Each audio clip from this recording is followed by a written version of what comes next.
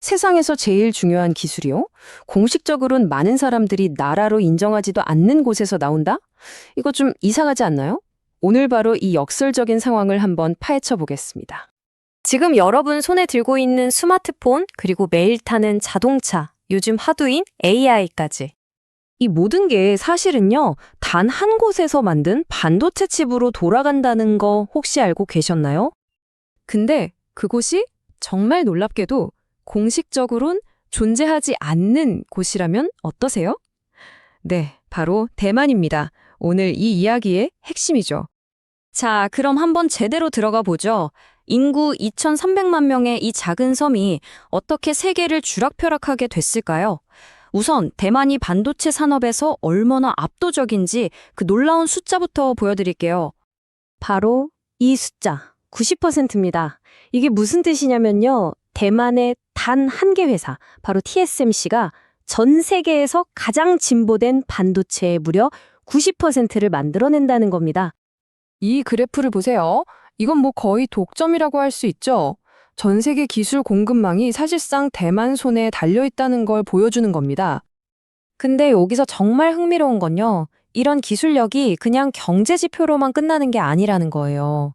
이 21살 대학생의 말처럼 젊은 세대한테는 이게 바로 국가적인 자부심이자 자신감의 원천이 되는 거죠. 물론 이 엄청난 힘이 그냥 우연히 생긴 건 절대 아닙니다. 이건 아주 치밀한 국가적 전략의 결과물이었죠. 자, 지금부터 대만이 어떻게 맨 땅에서부터 이 산업을 일궈냈는지 그 역사를 한번 따라가 보겠습니다. 대만 부총통의 말처럼 수십 년이 걸렸고 그 과정은 정말 고난의 연속이었습니다. 40년이 넘는 긴 시간 동안의 투자와 계획이 만들어낸 결과물인 셈이죠. 이 타임라인을 보시면 그 과정이 한눈에 들어옵니다. 1980년대 정부가 신주과학단지에 과감하게 투자를 시작했고요. 그리고 1989년엔 실리콘밸리에 있던 인재들이 다시 돌아와서 산업의 뼈대를 만들었죠. 결국 지금의 독보적인 위치까지 오게 된 겁니다. 근데 처음부터 순탄했던 건 아니에요. 창업자인 민우의 말처럼 당시에는 이걸 믿는 사람이 거의 없었다고 합니다. 그만큼 불확실한 도전이었지만 결국에는 엄청난 성공을 거둔 거죠. 하지만 이 눈부신 성공 뒤에는 아주 큰 지정학적 그림자가 드리워져 있습니다. 바로 문 앞에서 버티고 있는 초강대국 중국의 군사적 위협입니다. 지금 상황이 딱 이렇습니다. 한쪽에는 첨단 칩이라는 강력한 카드를 쥔 대만이 있고요. 다른 한쪽에는 엄청난 군사력으로 계속 압박을 가하는 중국이 있는 거죠. 이 아슬아슬한 대치 상황, 이게 바로 모든 문제의 핵심입니다. 그렇다면 이런 상황에서 대만이 가진 이 실리콘 방패라는 거 과연 얼마나 효과가 있는 걸까요? 대만은 이 기술적 우위를 어떻게 활용하고 있을까요? 여기서 아주 중요한 포인트가 나옵니다.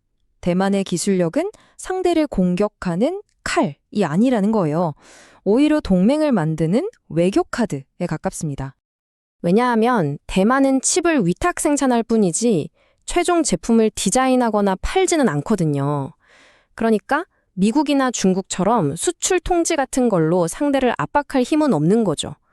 대신 우리가 없으면 안 돼라는 대체 불가능한 파트너가 되는 전략을 쓰는 겁니다. 한국국방연구원의 분석처럼요, 대만의 역할은 사실상 미국이 만든 동맹에 없어서는 안 돼 핵심 부품이 되는 거라고 볼 수 있습니다. 그럼 이제 시야를 좀 더 넓혀볼까요? 이렇게 한 곳에 기술력이 집중된 상황에 대해 전 세계는 어떻게 반응하고 있을까요? 기술의 미래를 둘러싼 글로벌 경쟁이 아주 치열합니다. 특히 인공지능 시대로 접어들면서 상황은 더 심각해졌습니다. 한 전문가의 말처럼 우린 이제 AI 시대의 첫 페이지를 넘기고 있는데 그 모든 게 바로 이 반도체에 달려있기 때문이죠. 앞으로 대만에 대한 의존도가 더 커질 수밖에 없다는 뜻입니다. 이런 위험을 줄이려고 전 세계가 공급망을 다각화하는데 사활을 걸고 있습니다. TSMC가 미국 애리조나나 일본, 독일에 새로운 공장을 짓는 것도 바로 이런 흐름의 일환이죠. 그런데 이게 말처럼 쉬운 문제가 아닙니다.